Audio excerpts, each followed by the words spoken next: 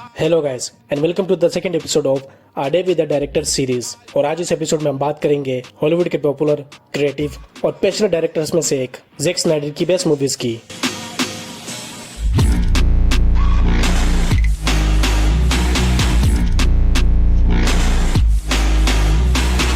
Jack Snyder जो DC के almost सभी मूवीज को डायरेक्ट कर चुके हैं और जो ज़ॉम्बी मूवीज के लिए एंड एक्शन मूवीज के लिए ज्यादा जाने जाते हैं।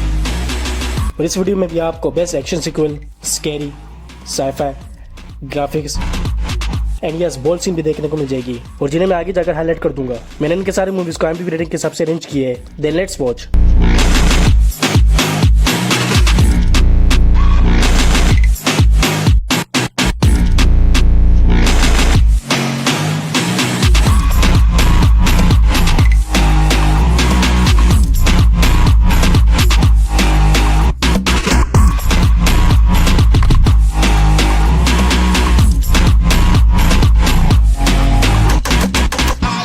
नंबर 7 पर rebel moon a child of fire part 1। Movie based है मूवी की मेन कैरेक्टर कोरा पे, जो एक वॉर गर्ल होती है और किसी दूसरे प्लेनेट से बिलोंग करती है, मगर अपने पास को बुलाकर अब वो मून में कुछ फॉर्मर के साथ अपनी लाइफ स्पेंड करने लग जाती है। फिर एक दिन एक पावरफुल प्लेनेट मून पर आते हैं और जो उन फार्मर्स से उनकी अनाज लेने के लिए उन्हें कमांड देते हैं, यानी कि उन्हें अपना गुलाम बनाना चाह रहे होते हैं और गुलामों जैसे हर बुरा सलूक करना शुरू कर देते हैं। मगर मूवी का टर्न तब आता है जब कोरा उनके खिलाफ आवाज उठा लेती है, यानी कि बगावत। और अब उन्हें उन पावरफुल प्लेनेट के खिलाफ जंग लड़नी पड़ जाती है, जिसके लिए कोरा कुछ जानबाज सोल्जर्स और कोरा ही की तरह बागियों की तलाश करके अपनी फौज बनाने लग जाती है। तो फिर आगे क्या होता है, कोरा ये सब कैसे करती है और उसका पास्ट क्या होता है, ये तो आप इस मूवी के देखकर जानिए।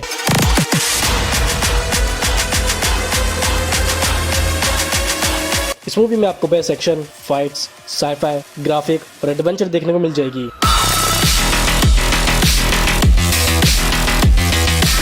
और जो आपको इसे अंत तक देखने के लिए मजबूर कर देगी। एंड मेरे हिसाब से इस मूवी को नंबर 3 की लिस्ट में होनी चाहिए थी।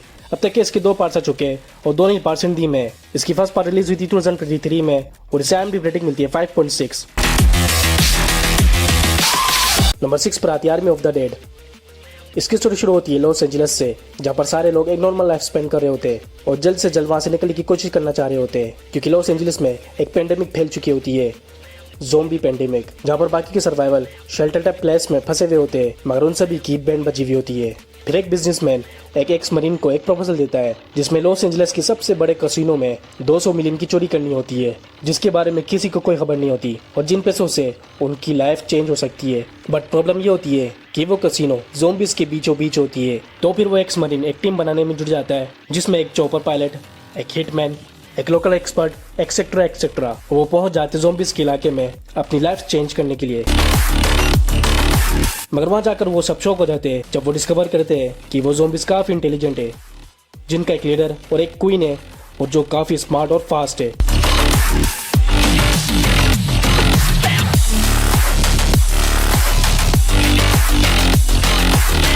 इस मूवी की स्पेशलिटी इसके best scary scenes, crime, suspense, action, adventure और इसके सीन जो काफी ज्यादा रियलिस्टिक है। और मुझे ये देखकर काफी अफसोस हो रहा है कि जैक स्नाइडर की 2 बेस्ट मूवीज को इतनी कम रेटिंग मिली है।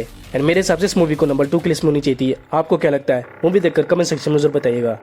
अब तक इसके 2 पार्ट्स आ चुके हैं, जिसकी फर्स्ट पार्ट रिलीज हुई थी 2021 में और ये 5.8 IMDb रेटिंग के साथ हिंदी में अवेलेबल है।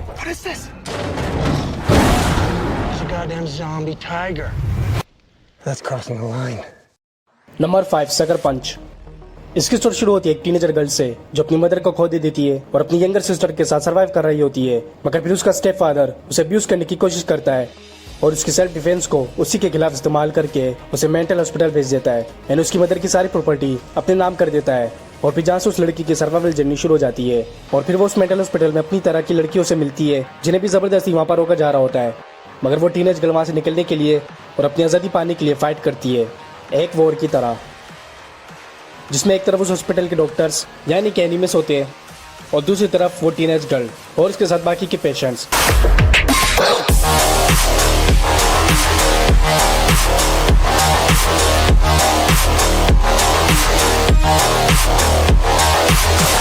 तो फिर कैसे वो एक के बाद एक सारे टास्क पूरा करती है प्लान के मुताबिक, और मूवी में आगे क्या क्या होता है ये जाने का इस मूवी में। इस मूवी की स्पेशल इसका एक्शन जो काफी यूनिक है, एडवेंचर जो बेस्ट है, और इसकी स्टोरी एंड कैमरा एंगल जो आपको एंड तक बांधे रखेगी।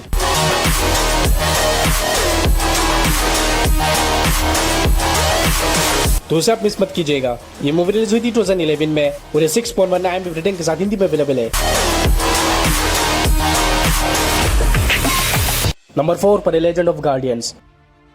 यह एक एनिमेशन मूवी है जिसमें हमें एक आउल सोरेन की स्टोरी दिखाई जाती है जो अपने पेरेंट्स के साथ गाउल जंगल में रहता है, और हिस्ट्री के मुताबिक एक बहादुर आउल एक इविल आउल को हराकर गाउल जंगल में सुख और शांति लाते हैं और जिन्हें गार्डियंस कहा जाता है। मगर इस बात में कितनी सच्चाई होती है सोरेन इस बात से अनजान होता है। बट मूवी का टर्न तब आता है जब कुछ आउल सोरेन को किडनैप कर लेते हैं और उसके साथ साथ और भी आउल्स की बेबीज को भी, जिन्हें ट्रेनिंग देकर माइंड फ्रेश कर एक सोल्जर्स बना रहे होते हैं गार्डियंस ऑफ गाउल के खिलाफ। यानी कि उनकी हिस्टोरिकल स्टोरी सच होती है और सोरेन कैसे भी करके अपने कुछ दोस्तों के साथ भागने में कामयाब हो जाता है और गार्डियंस की तलाश करने लग जाता है उन्हें इस वॉर की खबर देने के लिए। और जहाँ से इस मूवी की एडवेंचर जर्नी शुरू हो जाती है। इस मूवी की स्पेशलिटी इसकी best graphics, comedy, adventure and इसकी स्टोरी जिसमें आपको काफी ट्विस्ट देखने को मिल जाएगी। ये मूवी रिलीज हुई थी 2010 में और ये 6.9 IMDb रेटिंग के साथ हिंदी में अवेलेबल है।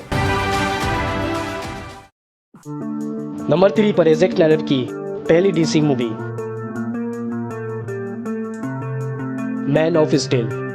इसकी स्टोरी शुरू होती है कि एक स्पेस में एक प्लेनेट को दूसरे प्लेनेट वॉर में डिस्ट्रॉय कर देते हैं और फिर उस किंगडम का किंग अपने सन को बचाने के लिए उसे अर्थ में भेज देता है। जिसके बाद वो एलियन चाइल्ड ग्रो करता है एज अ ह्यूमन और इंसानों के बीच अपनी लाइफ स्पेंड कर रहा होता है जब तक कि उसे अडॉप्ट करने वाले उसके पेरेंट्स उसे उसकी सच्चाई नहीं बताते थे। जिसके बाद उसे पता चलता है कि वो नॉर्मल ह्यूमन नहीं है और जिसी की वजह से वो अपनी पहचान छुपाने के लिए लोगों से दूर रहता है और ऐसे ही सर्वाइव कर रहा होता है जब तक कि उसे उसकी विरासत नहीं मिल जाती। बट मूवी का टर्न तब आता है जब उसे ढूंढते ढूंढते दूसरे प्लेनेट के एलियंस अर्थ में आ जाते हैं और फिर जहाँ से मूवी के एक्शन, एडवेंचर और बेस्ट ग्राफिक्स सीन शुरू हो जाती है। ये ज़ैक स्नाइडर और हमारे सुपरमैन हेनरी कैविल की करियर की पहली DC मूवी थी जो काफी ज्यादा हिट हुई थी। जिसके बाद उन दोनों ने DC की और भी काफी मूवीज एक साथ बनाई है, बट किसी वजह से अब वो दोनों ही DC को गुड बाय कर चुके हैं, जिसकी ऑफिशियल रीजन अब तक सामने नहीं आई। और यूं ही हेनरी कैविल को लास्ट टाइम ब्लैक एडम के क्लाइमेक्स में सुपरमैन के गेटअप में दिखे थे। एंड अब Henry Cavill and Zack Snyder की DC मूवी में कमबैक करने की कोई न्यूज नहीं है, बट क्या पता इन द फ्यूचर DC हमें मार्वल की तरह सरप्राइज कर दे। वेल अब तो ये वक्त ही बताएगा, बट फिलहाल आप मैन ऑफ स्टील जरूर देखिएगा। काफी अच्छी स्टोरी और एक्शन सीन्स है। ये मूवी रिलीज हुई थी 2013 में और ये 7.1 IMDb रेटिंग के साथ हिंदी में अवेलेबल है। You're an ass. How about Excuse me.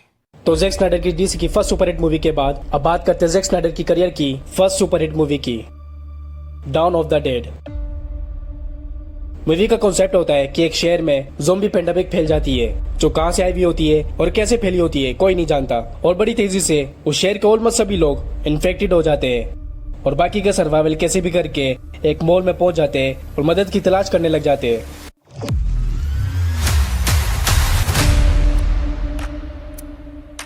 तो क्या कोई मदद के लिए आता है? तब तक वो कैसे सर्वाइव करते हैं और ज़ॉम्बी से बचते हैं, ये जानेगा इस मूवी में। इस मूवी की स्पेशलिटीज के स्कैरी सीन्स, क्राइम और इसकी स्टोरी जो काफी ज्यादा यूनिक है, तो उसे आप जरूर देखेगा मेरा पर्सनल रिकमेंडेशन। मूवी में कुछ जगहों पर बोल्ड सीन है, बट आप इसे अपनी फैमिली और अपने फ्रेंड के साथ भी देख सकते हो। ये मूवी रिलीज हुई थी 2004 में और ये 7.3 IMDb रेटिंग के साथ हिंदी में अवेलेबल है। नंबर 1 पर है 300।